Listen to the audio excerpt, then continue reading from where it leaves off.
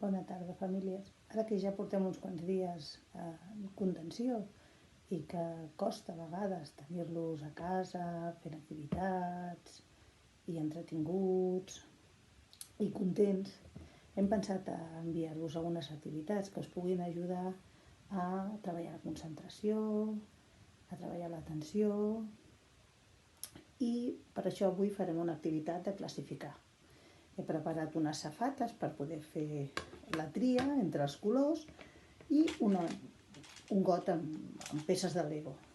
Consistiria en que cada nen i cada nena vagi destriant per colors a cada safata. Doncs una safata els grocs, aquí els verds, vermells, blancs i blaus. Un cop acabem, també podríem aprofitar per fer una torre amb cada color i fer que comptessin quantes peces hi ha de cada color. Quin color ha guanyat? Quina torre és la més alta? I així aprofitem, i a més de classificar, també treballem la numeració. Moltes gràcies, cuideu-vos molt.